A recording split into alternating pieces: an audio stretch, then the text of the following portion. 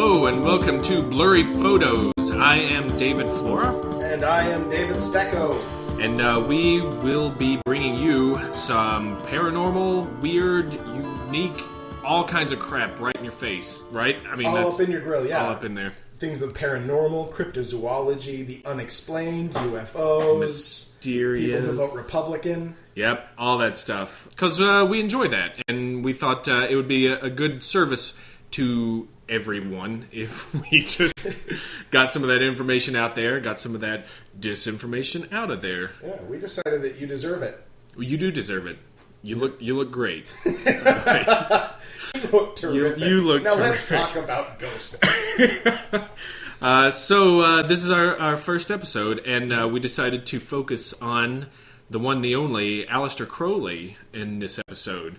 A lot of people don't know who he is, what he did, and we thought we'd tell you a little bit about him, so you are that much more informed, by gosh. Yeah, and you're going to be surprised at the unseen hand Mr. Crowley has had in your life. You don't even know the things he's set in motion that are actually guiding you on a day-to-day basis. It's true. He's stuck his hands and other things in many a pot, as it were. Yep. So, Aleister Crowley, born in 1875. He's English. His birth name, Edward Alexander Crowley. He actually changed that to Aleister in 1895 because he hated Alec, which was the name that his mother would call him. He thought Alexander was too long, and he didn't feel like an Edward, apparently. So he took the E from Edward, put it into an otherwise normally serviceable Aleister. The funny thing about that is he changed his name because, according to him, from what he read, the most favorable name for becoming famous was one that was consisting of a dactyl followed by a spondee, for all you grammar nerds out there. A dactyl being a long syllable followed by two short syllables, and a spondee being two long syllables. And that's, please just stick around. We're going to get to the good stuff in a second. It'll be. By the way, you still look great. More dactyls and spondees, boing. So Aleister was also the Gaelic form of Alexander, and all that culminated into his ideal for having a name. So he changed it to Aleister. And names were something that were weirdly a big deal with him.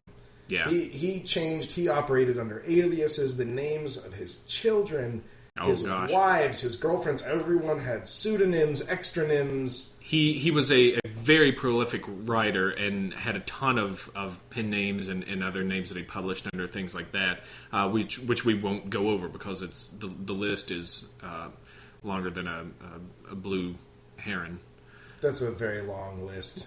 So, and also, I'm not going to say that I've read any of his stuff, but there's a huge body of Gothic poetry. I think it's Lonely Britishman's erotica. Yeah. Lonely Britishman poetry. Yeah.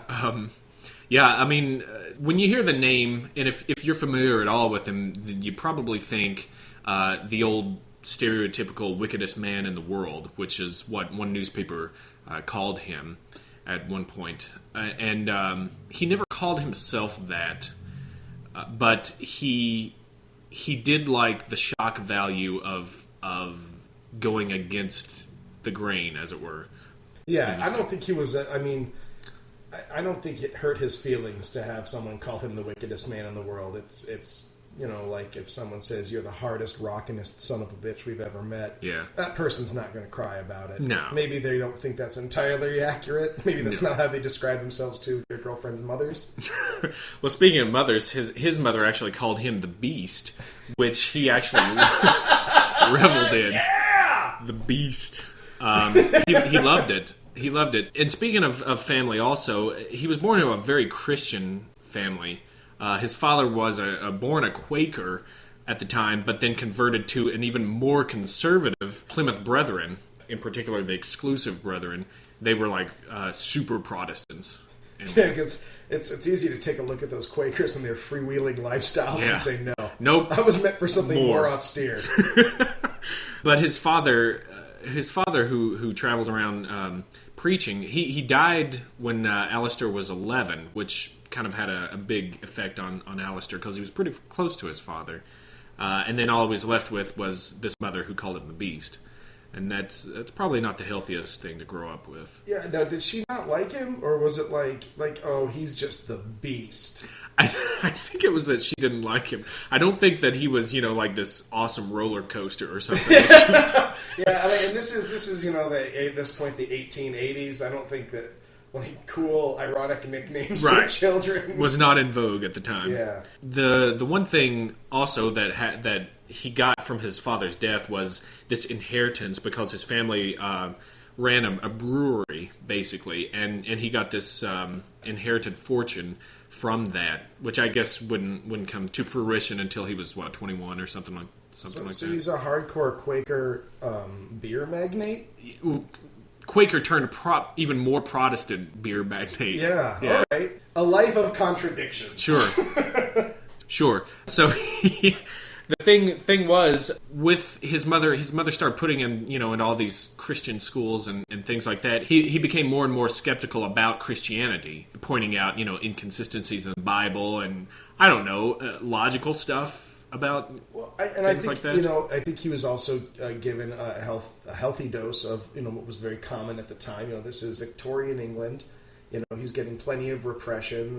Occasionally he might have seen an ankle or a wrist. Oh my gosh! And I think that and it was actually in his diary. He even mentioned how the thing that, like so many good Christian soldiers, the thing that undid him was sweet sex. Oh, of course. The day he lost his virginity was the day he turned his back on Jesus forever.